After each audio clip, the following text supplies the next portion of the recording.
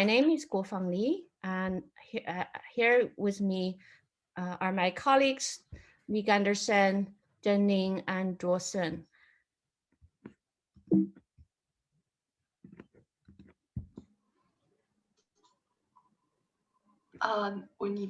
Yes. Okay.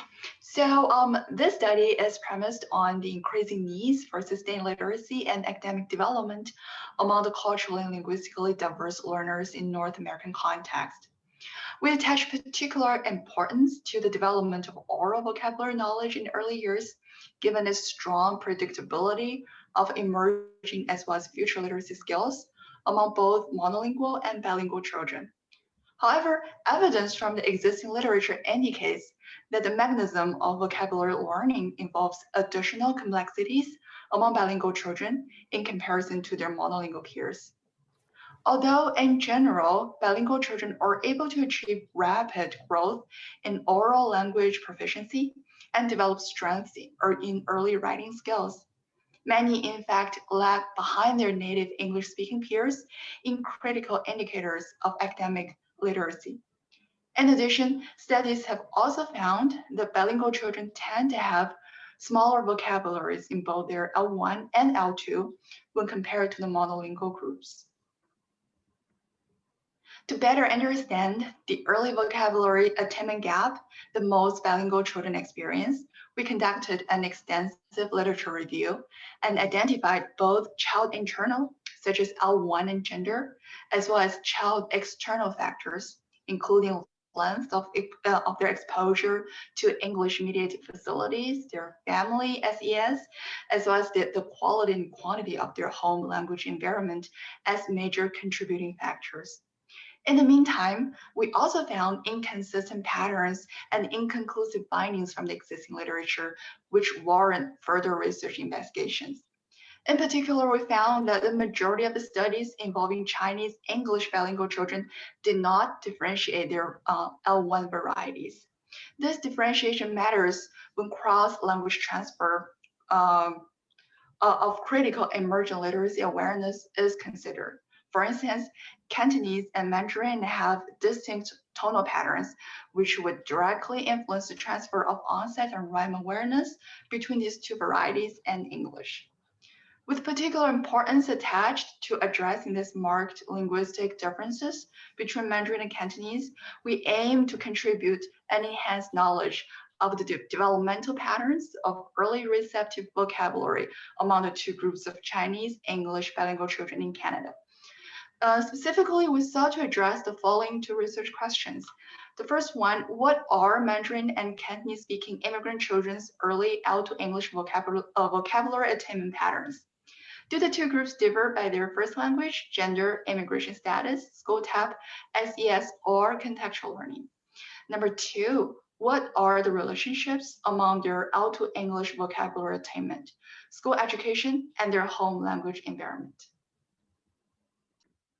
Okay, the current study is based on a large longitudinal research project that explores factors affecting Cantonese and Mandarin-speaking students' different performance in English and core academic subjects in the major city of Canada. For better comparison purpose, participants in this analysis include only 76 first graders come from Mandarin-speaking families and 26 from Cantonese-speaking families. The children and families were recruited from school districts in middle-class neighborhoods. The instruments used in the study include the Peabody Picture Vocabulary Test, a Chinese version of Alberta Language Environment Questionnaire, and a primary level oral language assessment to measure students' English receptive vocabulary, the length and the level of exposure to both family heritage language, such as Mandarin and Cantonese, and also English, and children's English oral language skill patterns. The PPVT and POLA were administered to each child, and the Alberta questionnaire was conducted as interviews with parents. So we use descriptive analysis to understand the patterns of two groups of Chinese immigrant children's receptive vocabulary attainment, especially by first language, gender, immigration status, and school type. Descriptive item analysis on average correct and incorrect response were also conducted to understand their patterns of vocabulary attainment related to contexts of learning.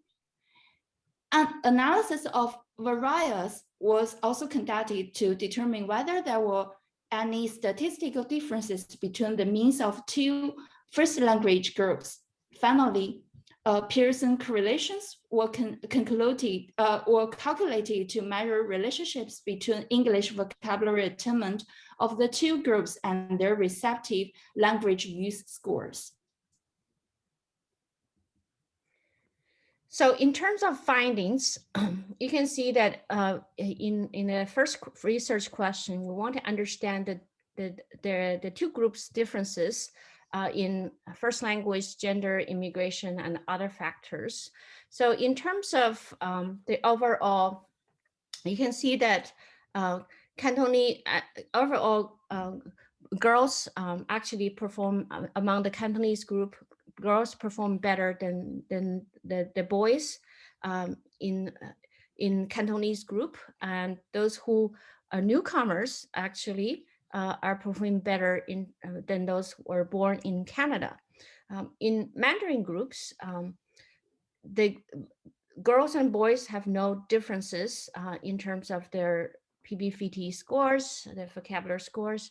However, in Mandarin group, those who are born in Canada actually perform better in PBFT than those newcomers.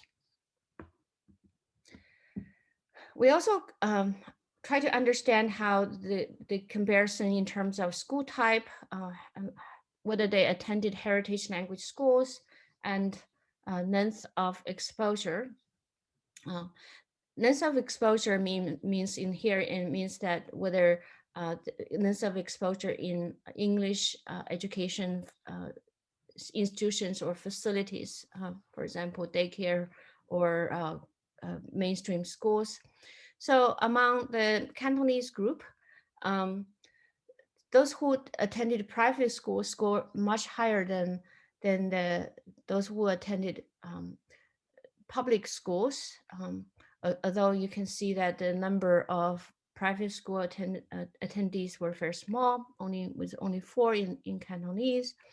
Those who, very interesting findings that those who attended heritage language schools actually scored higher than those who attended heritage language schools. So this is very interesting finding. Among the Mandarin groups, you can see that the ones who are in public school actually scored higher than those attended private school. So the trend is opposite to the Cantonese group. And the same is true in terms of whether those attended heritage language schools or not. So among the Mandarin groups, those who attended heritage language schools and actually scored higher than those who did not.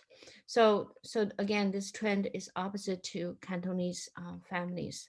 In terms of length of exposure, we found that it's very not surprisingly that those who are actually was exposed to longer was possibly associated with their PVVD was positively associated with their exposure to English educational institutions or facilities.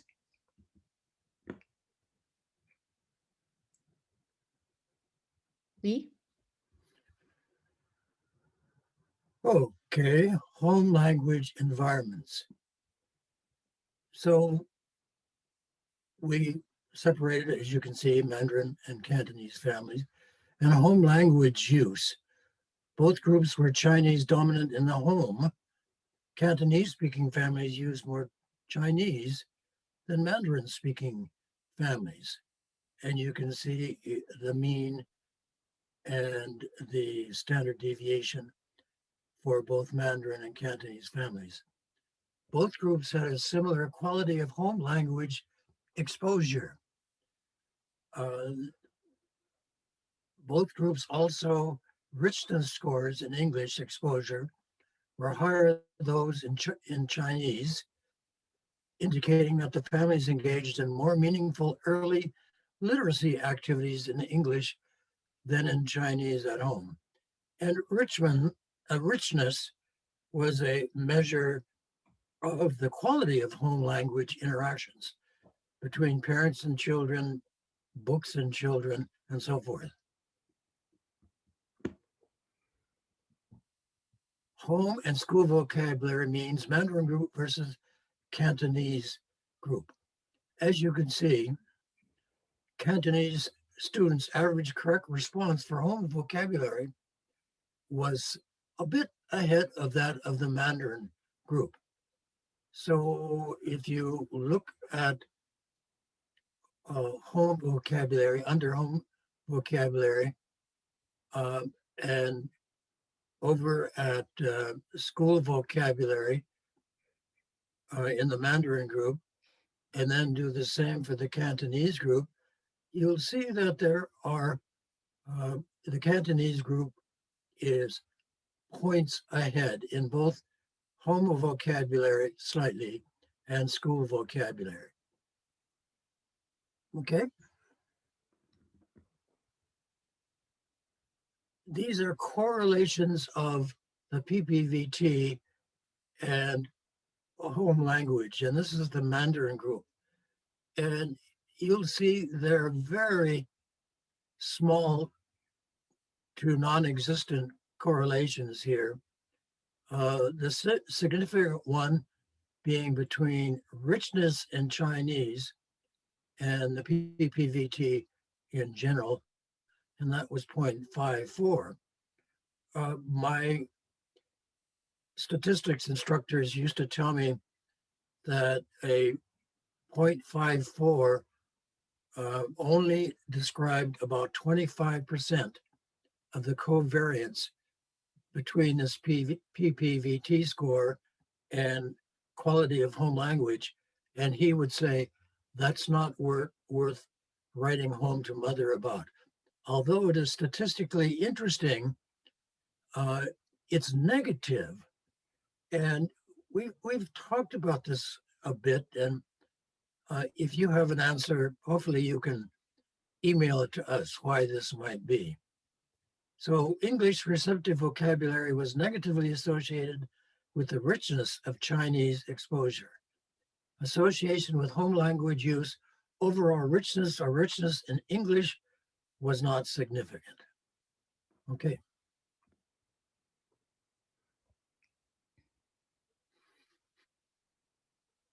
Can we do the next one? Yeah, this is the next one. Oh, excellent. You did it while I wasn't looking. While you're okay. This is the Cantonese group correlations. And as you can see, we have some statistically significant correlations.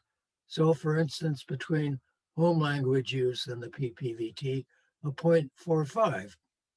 The one between richness and the PPVT is 0.51. And the one between richness and English and PPVT is 0.63. And 0.63 is somewhat exciting, so much so I could write home to my mother and say, wow, look what we found.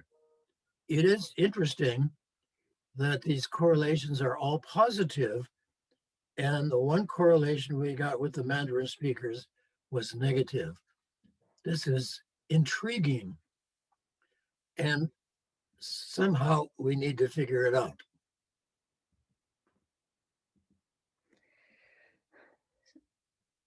So the implication of this is that we really need to think about the formal L2 exposure on the children's vocabulary attainment. Really think about how maybe this findings will contribute to the L2 instruction in school, and the kind of messages that teachers might send home. So the results really show that there are some L1 differences apparently among the Cantonese and Mandarin groups. The findings are not the same. So there must be some group or L1 specific nuanced cultural or home literacy differences that lead to this kind of discrepancies. So the differential results of the children's home and school vocabulary is really interesting. And it shows the importance of differentiating also conversational academic vocabulary in school for the two groups of children, because they are very different. In previous research, the two groups always lumped together as one single Chinese English bilingual, and the results really show that these two groups, two major Chinese groups, of course there are many other L1 Chinese groups, but these two major Chinese L1 groups are really showing very contrasting differences. Another finding is really related to their children's heritage language. Really, the heritage language study the findings really show that did not seem to have, they have very different differential effects for different groups. And some did not have negative effects. Some did not show significant connections. So the finding might be indicating that the heritage language studies may be important for Cantonese speakers to choose appropriate heritage language schools to maximize the benefit of bilingualism. One important information in the context of this study is that many Cantonese speakers actually attend heritage language schools that was offered in Mandarin. So that may indicate that the negative association of heritage language support for this group of children. The next implication we find is that one consistent, often message to send home from teachers is that ask bilingual children to use more L2 at home. And this is very common recommendation. We think in light of our study, this recommendation might not be helpful. I think our study shows that the language richness is really important. So the quality of interaction, whether in L2 or L1, are important. So teachers should really recommend more parental engagement activities that involve active parent-child interaction, is either in L1 or L2. So finally, I think we need to have our study have implications for parents who need to move beyond that more English at home equals more better English vocabulary.